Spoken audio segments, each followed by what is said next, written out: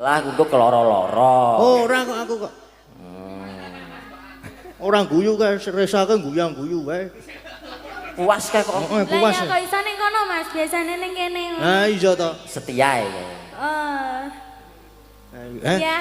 Nggih. Gimana Mas Gadang? Wong mau ya ditawani Mbak Anting no lho. Mbak Anting kok ngompol.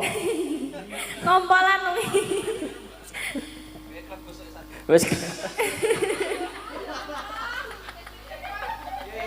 Yo. Napa tembangnya napa? Apa Ding? Monggo. Aku ki bawa wae, bawa mau. Aja. Bawa Mas. Duet no duet. Duet apa? Napa? Duet anu. Lintang Asmara. Waduh. Iki request lho Mas, request Mas. Oh, Ding requestmu Ding. Singkong dan keju apa ngono. Bawa mawon. Aku seneng anu apa kuwi, Ding? Apa? Apa? Sesideman. Sesideman. Seneng sing sidem-sidem wae. Sesideman kok. Senengane jebul sing sidem-sidem.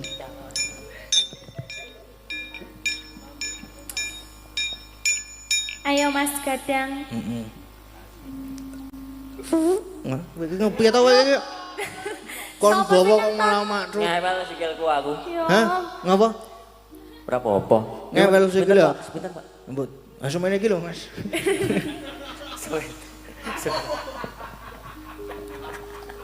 Ya Allah. Wewe.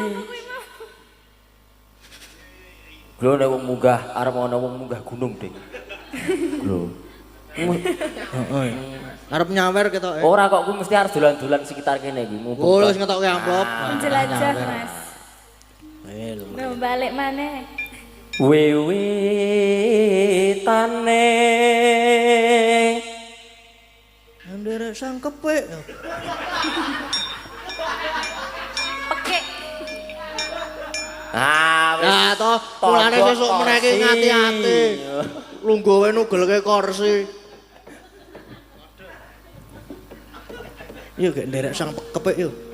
Anderek sang pekek Apa yo priya gabus.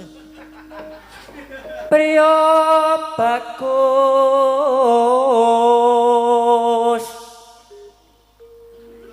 kang olah budaya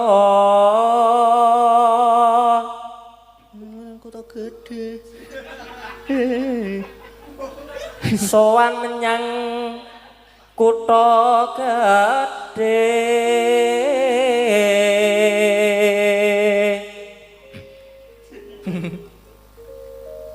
Bantara terus kayung yun Sadate. wis ngisro ta sekali. Ngisro ya Mas ya. Piye to? Aku seneng kisro kok aku kok wong kok. Selendang. Ya aku malah lali ki mau. Mesah dadi Oleh ngono. tumbuh lah tutup ya ngene iki. Selendang kuning Mas. Selendang kuning Kangengke siji. Hi. kang saking ukir.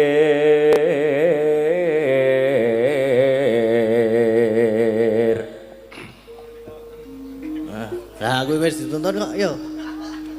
Kangengke lurus ulat. Dine. Lu ora harus to Dik kowe. Tuh, ya wis yo. Ha, Nek ngegame wis marah-marahi to, cebu. Marah-marahi senengane kok. Alah. Ih, kowe. Ayo Kang. Swara kurang premono. Dene Kang. Suara kurang permono. Oh iya, Dik. Dia Sulistya. Bijer. Sing gendir meh kleru ya. Mas. Jane Pak. Ayo. Bijer Pripun, Mbah? ngincang Beneran ati. apa, Dik? Ale. Oh bener aku. Wah. Keliru. Oh iya berarti. Wah, jelom kiding-kiding. Lo Mas Gadang kuwi lo marah-marahin lo. Neng wasis ngungrum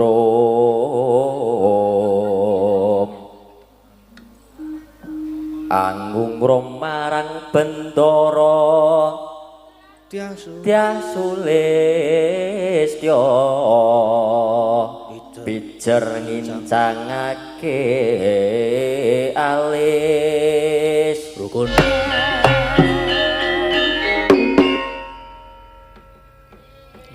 Sampun, sampun. Wih Mas Gadang, requestnya Mas Gadang. Berdiri lagi.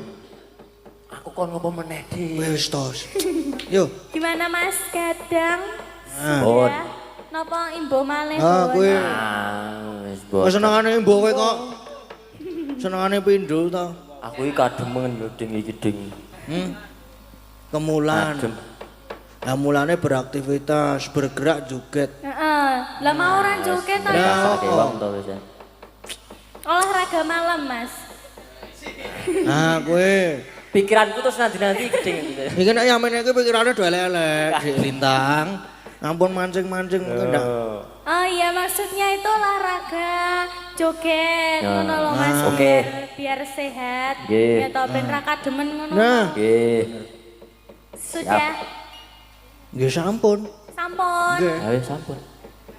Nyo, semuanya. Nyo. Aku ikhlas lahir batin dengan aku, Ding. Tenan. Nah, toh. Terima matur nuwun. Wis kaya ngono. Matur nuwun yo, le cah bagus lah, Cak. Bagus tenan. Padha-padha Mas elek lho kowe ya. Aku duneke tak bagus ya gleleng no aku no. Iya. Ora hae kowe. Ah, tak unggahke kene sisan malah. Kalucu banget lho kajane iki. Nang sok elek. Lambene iki elek kae iki.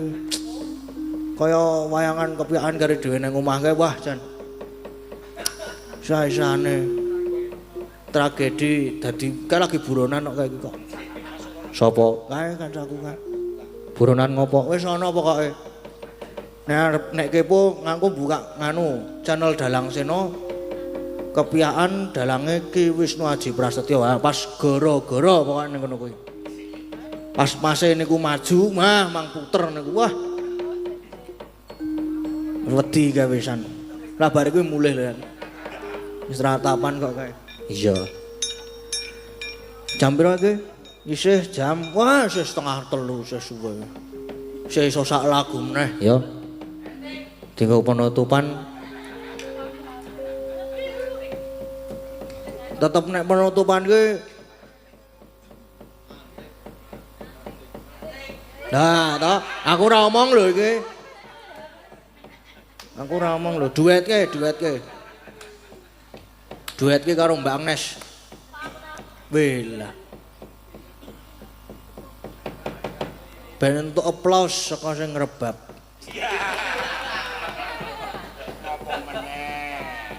Ora. Hah? Oh ya berarti Mbak Eka. Terus panggah aku jane aku wis kemo sengit aku. Oh, pasrah berarti oke, Mbak Eka dan Mbak Anting. Ya. Ya dituruti mengko ndak mencep. Ndak cemberut. Ya. Jumeneng ya, jumeneng. Yo kanca-kanca. Ayo para pesindet. Ayo. Iki enggak disepoti ya. Weh lah wis ngene iki wis malah gayeng kok. Wila sih pengen nganu meneh apa? Nyanyi meneh apa? Lah nembang apa ora? Lah iya, aku ki omongan karo Mas Gadang. Oh alah. Hati-hati alon-alon. Lah tenan ora to? Kita bayi lanang mboten. Nek ditambahi arep sapa? Mas Keswan. Nah, setuju nek aku. Setuju aku pas. Mas kowe. Wis pokoke sapa-sapa kena iki. Wong tua akeh putih, Ting. Malah main nih lho, Bu. Heh, Main nih lho. wis seben.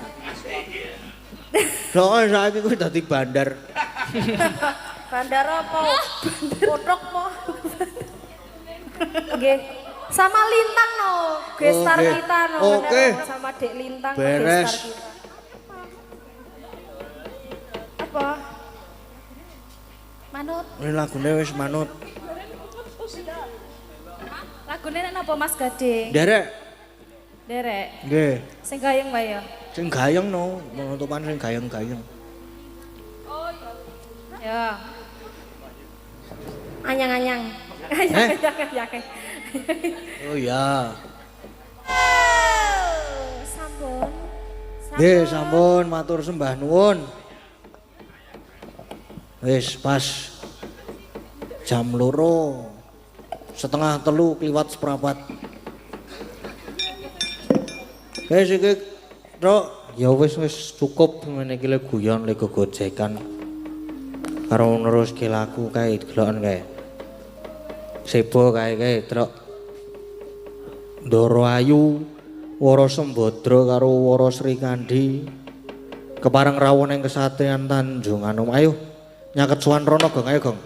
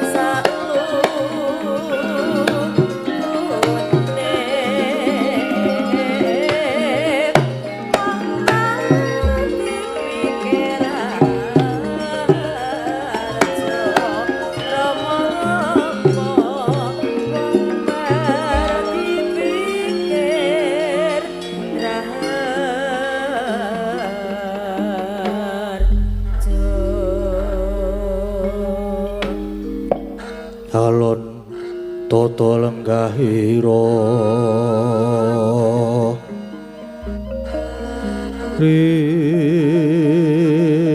Risang Marta Tameng tasih Misudan donoraras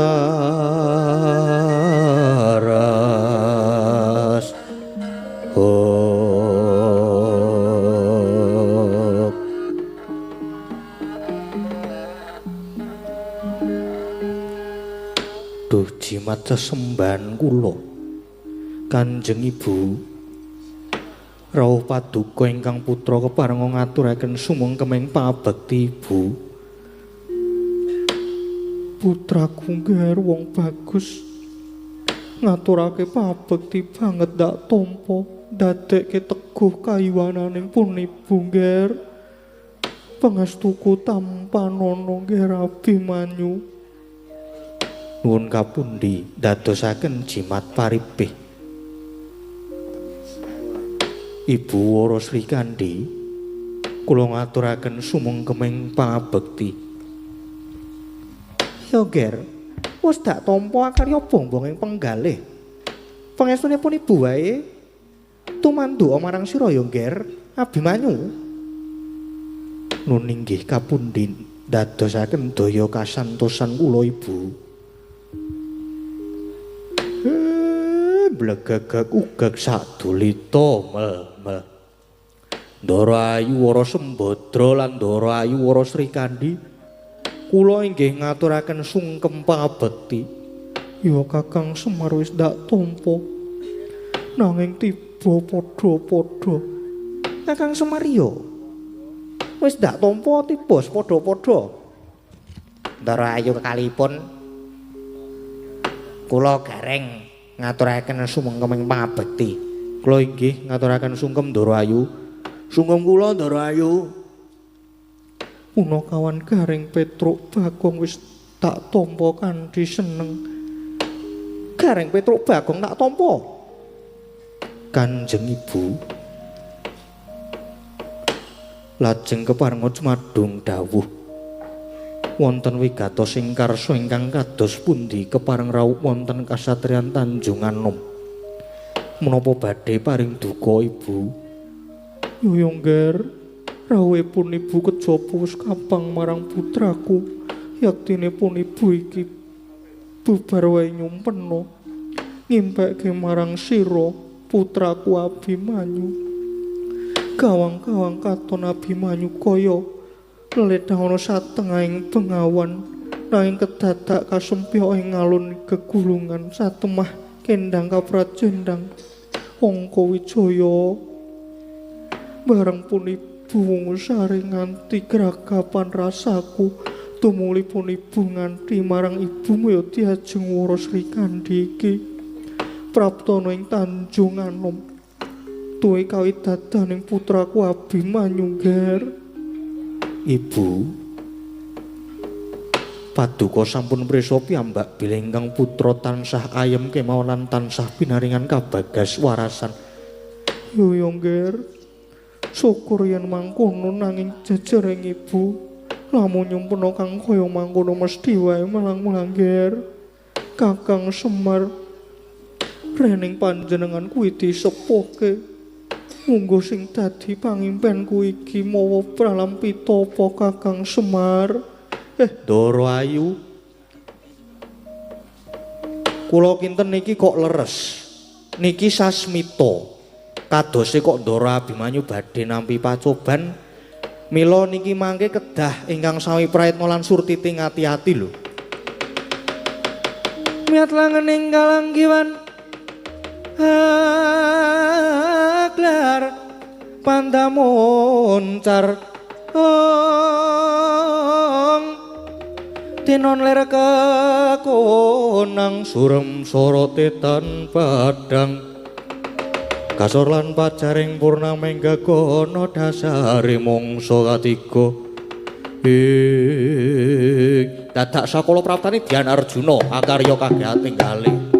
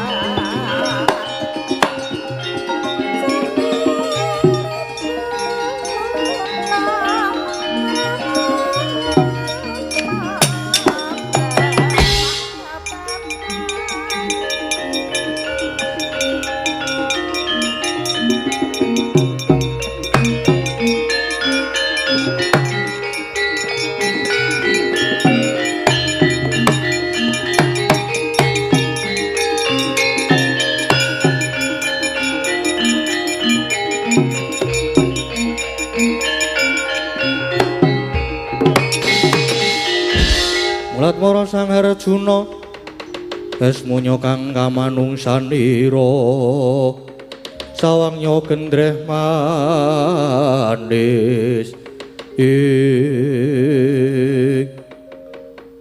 boten nginten jebul pangeran bapakne kula prawana ing Tanjung Anom.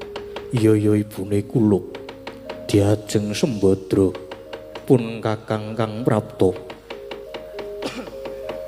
Bekti kula kunjuk pangeran Yaya Sri Kandi wis ndak tampa. Duh Kanjeng Rama sungkem pabekti kula mugi kunjuk Kanjeng Rama Abimanyu. Sira ngaturake pabekti wis ndak tampa. Malah kepara pun Rama bakal paring bebungah. Duh Kanjeng Rama sanget dadosken kagiyating manah labatan menapa dene kula badhe dipun paringi bebingah. Ya merga kabeh saka lekasmu. Pakartimu kang wis ngorek-orek nyiprati relak letuh gawe wirang marang wong tuamu. Mula pun Rama bakal paring bebungah nyoh iki tanpa Nona Abimanyu.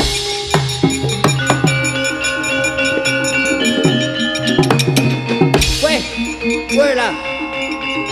Waduh. Waduh.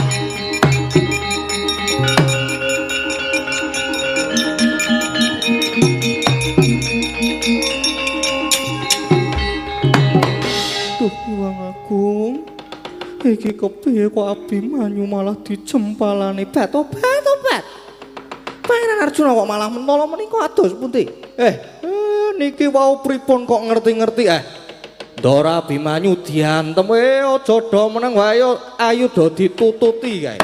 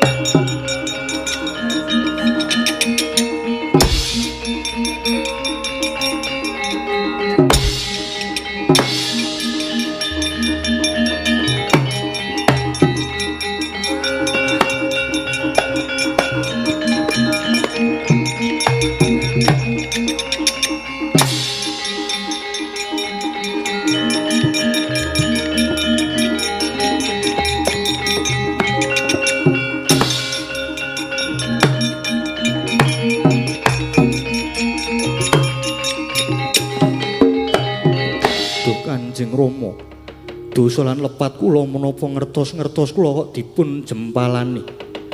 Rama menawi ingkang putra saestu nandhang kalepatan nadyan kapejawana kula boten badhe silak nanging dosa lan lepat kula menapa Kanjeng Rama Abimanyu. Dosamu tok kempit tok indit rumangsaku Arjuna ora nate memulang anak supaya nyolong. Ora tau mulang anak supaya dadi maling nanging jebul gedhoamu. Wani tumindak culika. Wani dusta jamus kalimasada. Aduh Rama, kula malah boten ngertos ingkang dipun kajengaken kowe rasah selak rasah kumbi. Pancen kowe anak murang tata wis ngorek-orek raine wong tuwa. Bebasan Arjuna ilang-ilangan ndok siji. Adile mung kudu tak ajar nyoh tampanana.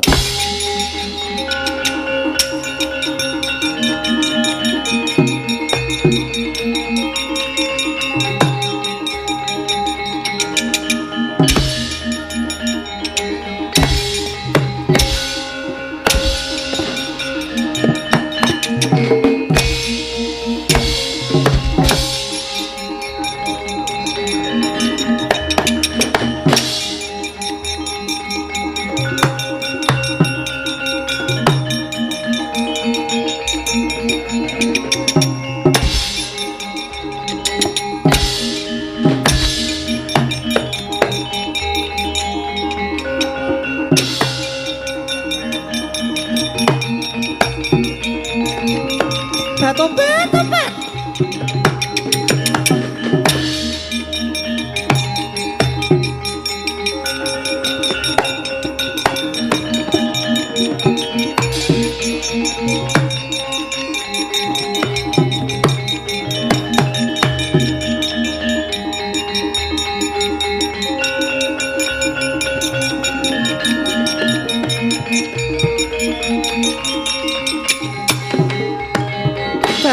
Topet panjenengan menika ados pundi? Tanpa tata mula sora karo anak sageleme dhewe, tanpa cetha perkarane apa? Sri Kandi. Kowe aja melu-melu perkara iki. Boten melu-melu pripun? Abimanyu nika nggih anak kula, bocah ora dosa, ora ngerti apa-apa diajar. Kula sing boten trima. Nek kowe ora trima malah tak katutke dosamu. Apa dikira Sri Kandi wedi? Garwa kaya ngono punjung kepelang kowe.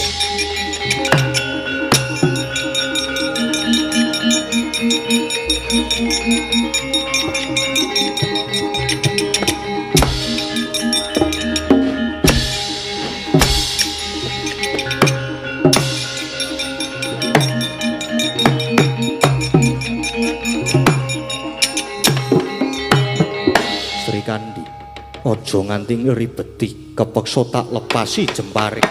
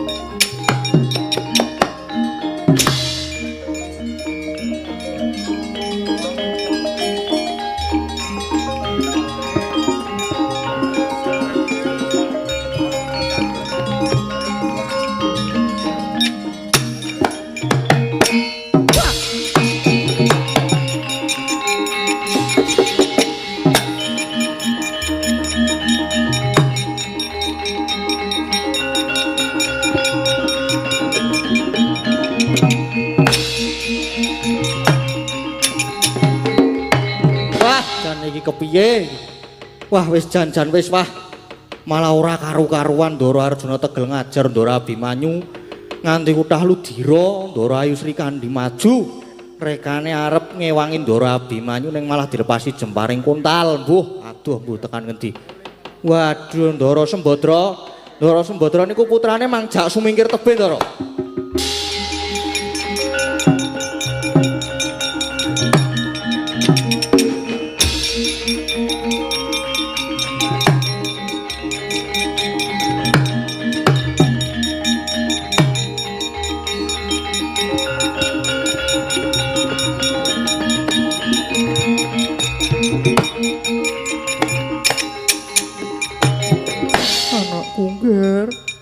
Pulasara karo bapakmu nganti kutah ludira. Ibu, kula inggih mboten ngertos lepat kula menapa. Ya pun Ibu percaya, Ngger. Wis ayo Ngger alu wong sumingkir wae, Ngger.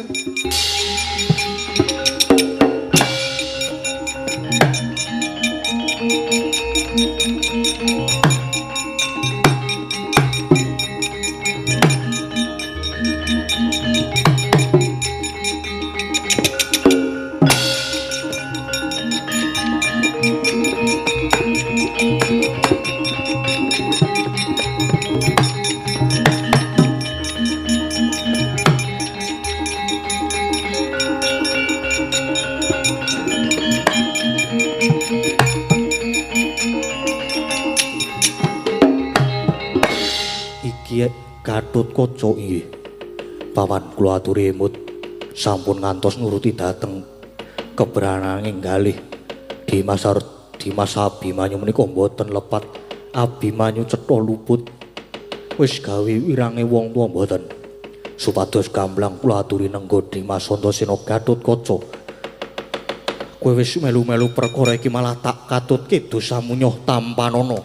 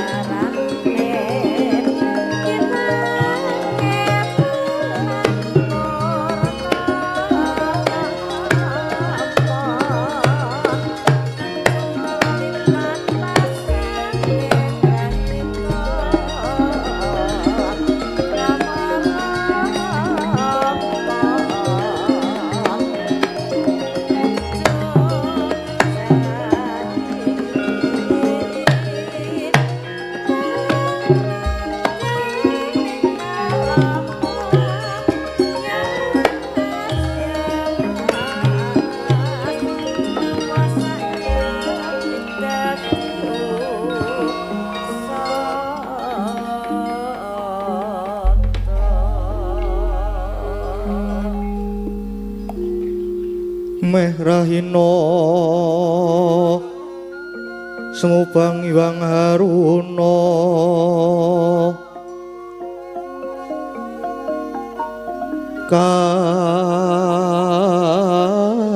kadinetraning anggorapuh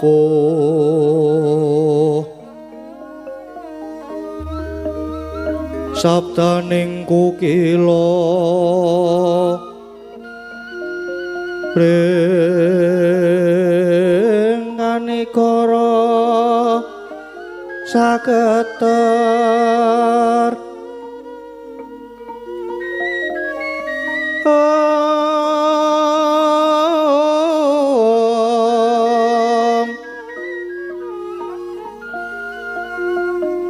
kini tunganing kum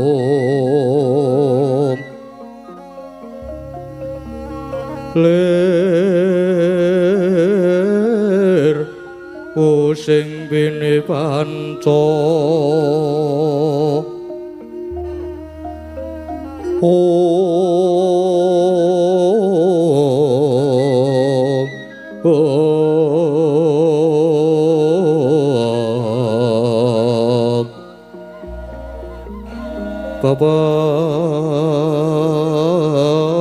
Toking ayam ono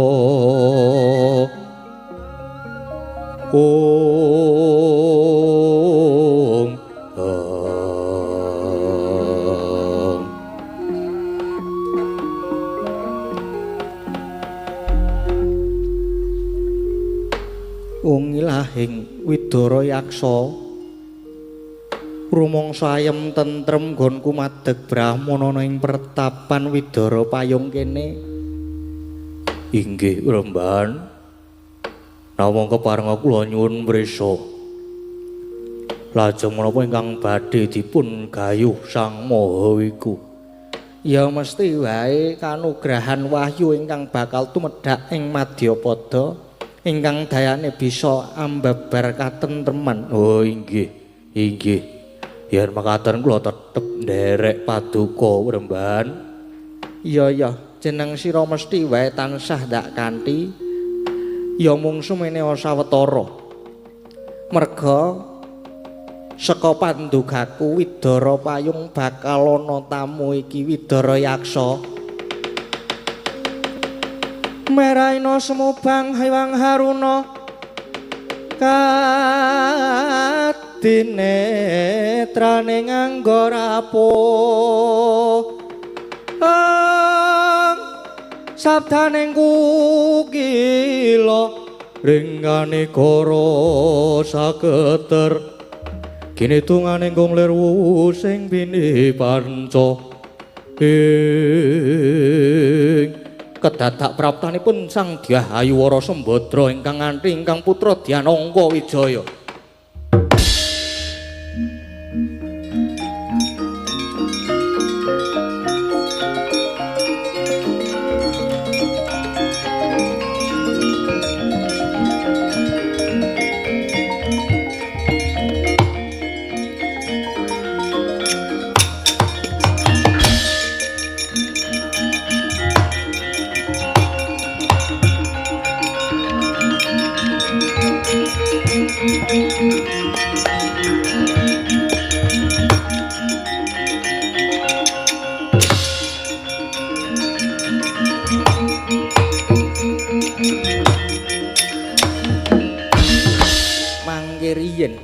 Ingkang rawuh menika setunggaling wanita kaliyan nem-neman bagus. Sinten nggih paduka Raden Ayu? Panemban yen durung yen dangu marang aku Wara Sembadra lan iki anakku Abimanyu. Oh mekaten. Lah wonten menapa kok rawuh wonten pertapan mriki, Premban? Ya merga saka sengkilinge bapakne bocah iki nganti anakku Abimanyu ora luput dijempalane nganti kaya ngene. Mula aku trima mlayu. Malah iki kepasan yoga dene aku ketemu sawijining pendhita kaya paduka Premban iki. Lilanana aku nunut ngiyup ana kene ora ketamung sedhe lho ya Penemban. Aduh Sang Dewi, mboten kok ateges kula badhe nduwa nanging kalenggan menika kula badhe kisah sawetawis. Kula badhe minggah sowan wonten ing Kahyangan Suralaya amargi menika para brahmana dipun timbali kalian dewa ing Kahyangan supados anekseni anggenipun para dewa badhe paring pidana dhateng titah ingkang kalepatan dhateng dewa. Lan titah menika badhe dipun cemplungaken wonten ing kawah Candra Dimuka. Dene lepatipun titah menika krana ngertos-ngertos dawah wonten ing Kahyangan lajeng dipun anggep ngrisak wewangunan lan pepasrene Kahyangan. Teka mesake titah kuwi. Banjur titah kuwi mau sapa Penemban? Nggih. Titah menika wonten kalih ingkang nalika semanten dipun jemparing kalian Raden Janaka lajeng kendhang kapracendhang ngantos dumugi ing Kahyangan. Dene titah menika ingkang setri nami Dewi Wara Sri Kandi dene ingkang kakung nami Raden Gatotkaca menika Sang Dewi.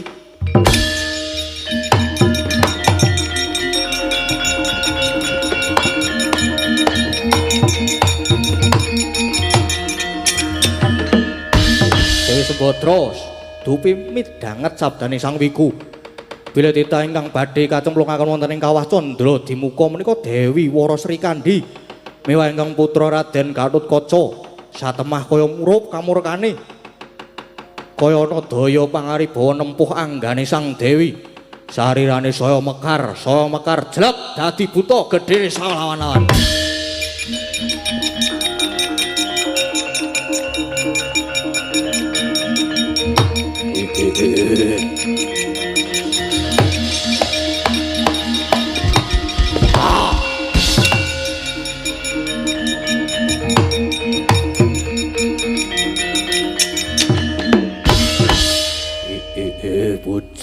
Bujleng iblis lanat padha jek-jekan. Penemban, aku iki Badra Yaksa bareng Penemban iki mau dawuh yen to Sri Kandi lan Gatotkaca bakal dicemplung kowe kawah. Oh, aku ora trima. Abimanyu, kowe sawetara mapan ana kene dhisik. Aku tak munggah ning Kahyangan dewa-dewa ora gelem ngulungke Sri Kandi. Wah, ora gelem ngulungke Gatotkaca Kahyangan tak gawe sungsang bawana bali.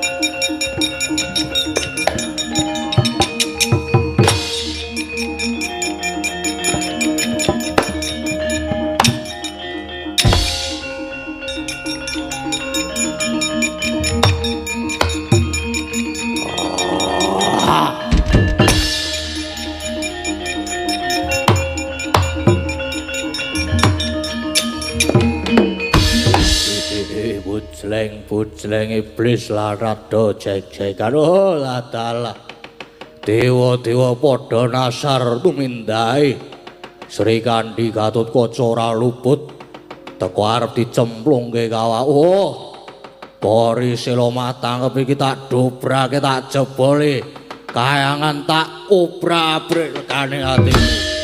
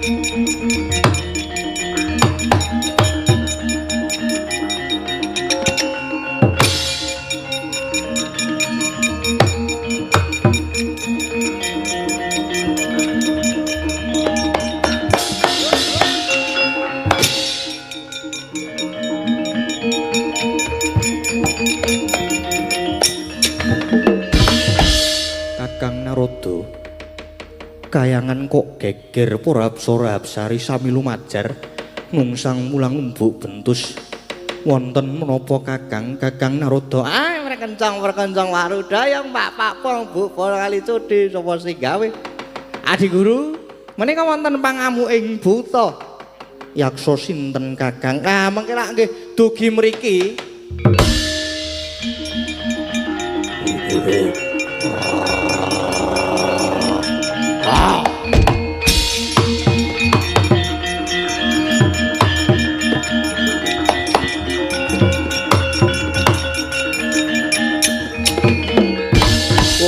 iki sing tak goleki Bathara Guru. Ya yaksa, kita iku sapa? Wah, aku iki buta kleyang kabur kanginan. Aku Badra Yaksa. Badra Yaksa. Ngamuk punggung ning kayangan apa karep kita? Merga dewa tumindak sing ora sak mestine. Nyatane wae Sri Kandi karo Gatotkaca tiba ning kayangan. Nanging malah mbok luputke monggo nggone tiba kuwi ora disengaja ya ora gelem balekke Sri Kandi lan Gatotkaca kayangan tak gawe bosah baseh guntur angin guntur geni tampanana Badra Yaksa.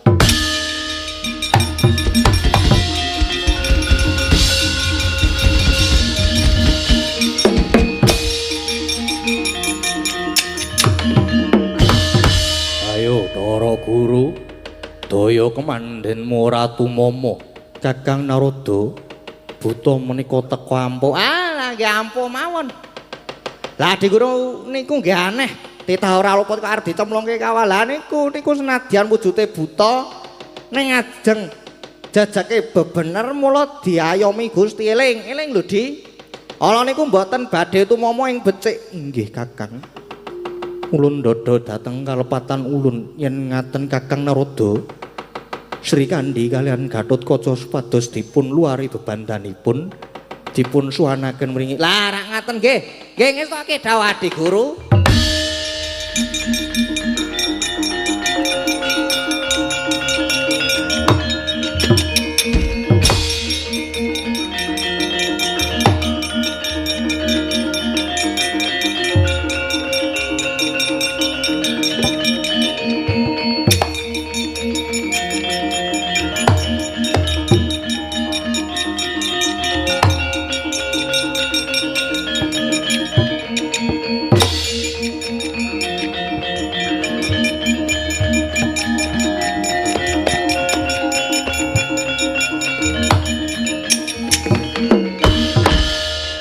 Sri Kandi lan Gatotkaca kita sakloron ulun luari lan Mboya Sida ulun Pidanapati malah ulun ingkang minta aksama ya nggih batoba teman matur sembah nuwun ping kulun matur nuwun ping kulun Badra Yaksa Sri Kandi lan Gatotkaca kanthi bali mudhun Madyapada ya maturke panuwun kulun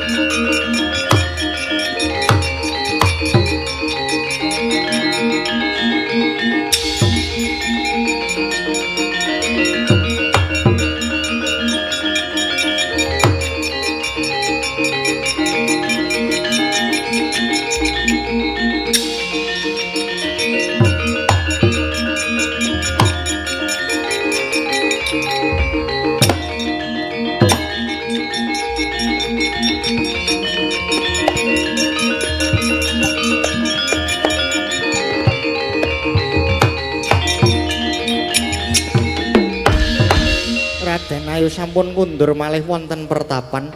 Iya Panembahan, kabeh ya merga saka dawuh pandikamu. Aku wis kasembadan ngluwari Sri Kandi lan Gatotkaca. Syukur yen mekaten syukur. Ngaturaken gunging panuwun Peremban. Kula inggih nderek suwitolan nderek ngayo wonten mriki nggih Peremban. Inggih, inggih. Inggih mesti kemawon kula tampi.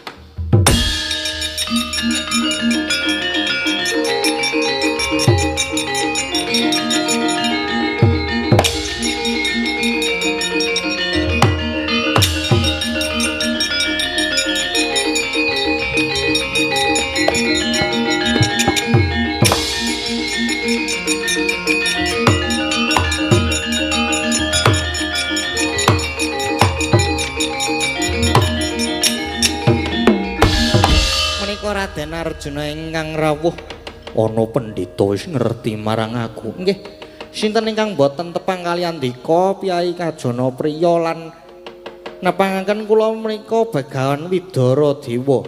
Begawan Widara Dewa. Lah iki garwaku loro kok eneng kene inggih. Samenika sami mapan wonten mriki.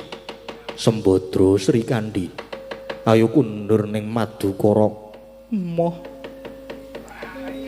bapane saiki wis dadi wong kejem. Wong tegelan aku wis krasan mapan ana kene. Aku mau bali ning Madukara. Bat. Kula inggih. Wonten mriki kemawon monggo kajeng pangeran nek ajeng rabi malih monggo. Pun monggo. Wong lanang senengane kok KDRT iki. Bat sampun. Kula wonten mriki kemawon. Kalih kula mawon napa?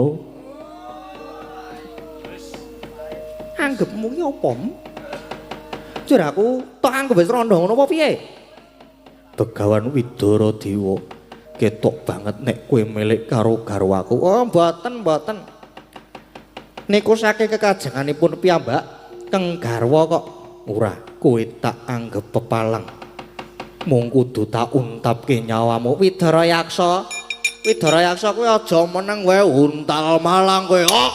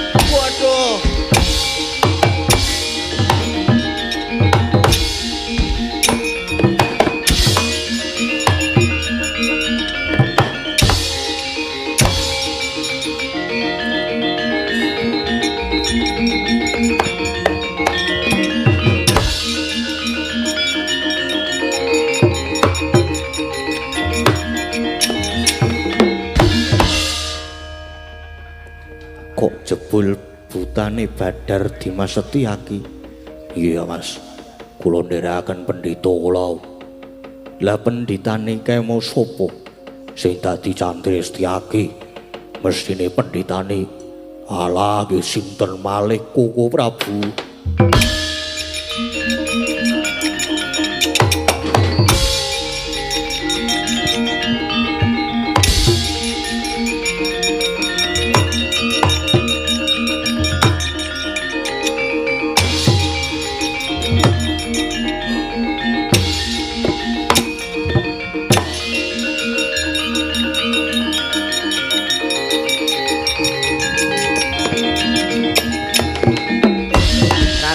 Lajeng nyembah dhateng kula menika pripun? Koko Prabu boten nginten jebul paduka madeg Brahmana. Wonten lepatipun ingkang rayi. Nyuwun pangapunten Koko Prabu.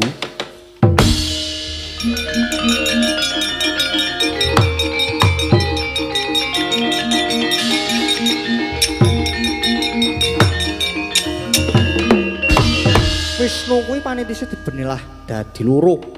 Kresna lan Arjuna nanging merga saka petengmu nganti ora bisa ngerti yen Kresna mendhita. Lan meneh, lah kok dadi kowe mentala karo anakmu dhewe? Inggih, kula lepat Koko Prabu. kala wau wonten negari Ngamarta Koko Prabu paring dawuh pangandikan yen to Abimanyu nidra Kyai Jimat Pustaka Jamus Kalimasada. Lah pun Kakang ki sawetara mapan ana Widara Payung kene. Mula ora rawana negara Ngamarta lan Pustaka Jamus kuwi ora ilang nanging pancen tak singetake. Dadi sadurunge pun Kakang madeg dadi pendhita iki mau luwih dhisik nganggo aji panglimunan nyengetake Pustaka Jamus Kalimasada. Merga Jamus Kalimasada ana kang bakal mamrih. Mula banjur tak singetake kejaba saka kuwi. Jamus Kalimasada uga tak nggo srana nggone pun Kakang gayuh wahyu katentreman. Ngono kuwi Janaka. Gayuh wahyu katentreman. Menapa sampun kasembadan wis wahyu katentreman wis sinarira. Nanging mengko dayane uga murakapi kanggone para Pandhawa lan kawula Ngamarta. Inggih matur sembah nuwun Koko Prabu. Lajeng Kresna ingkang wonten negari Ngamarta wis timbang kowe mengko malah isin dhewe sumingkira dhisik nemonono garwamu lan putramu Abimanyu kae Pakde aku sing sowan Pakde.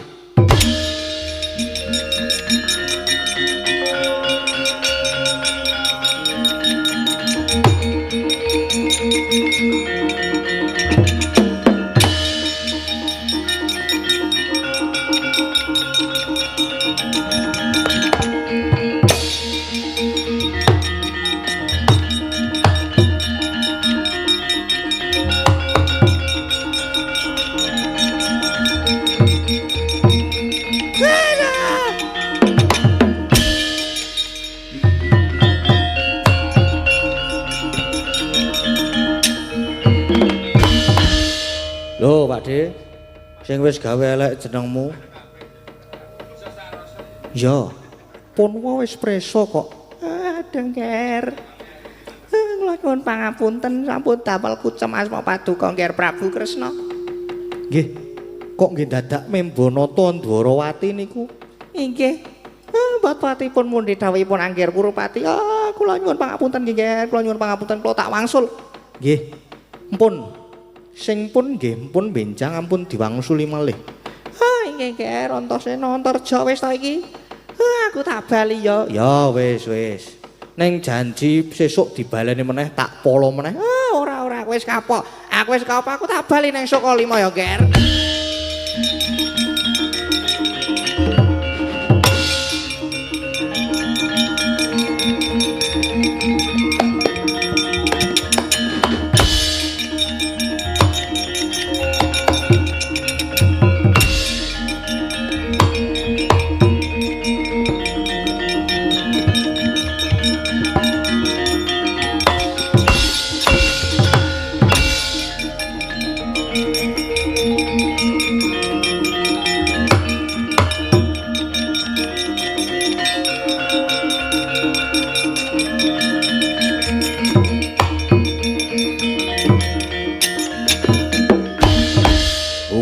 Karepe dhewe Bapa Durna diwirang-wirangke. Wah, kowe kabeh merga saka lubuté Durna bapakmu. Mbuh ora edep. Ndi Kanjeng Rama wis kundur ning Sukalima. Kowe bali nek wis nyangking sirahe salah siji saka Pandhawa tungkak Tampanana.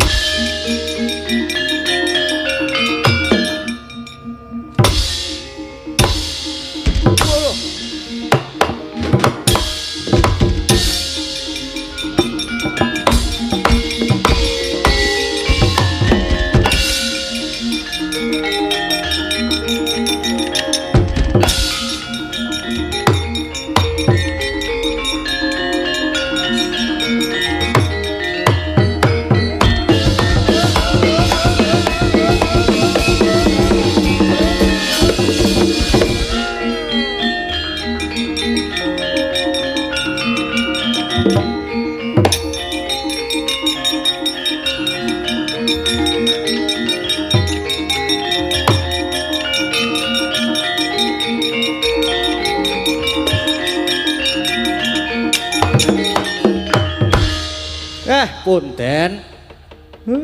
Niki lampun wahyu katentreman pun purna. Sing disuwun sageta ambabar kanugrahan agung.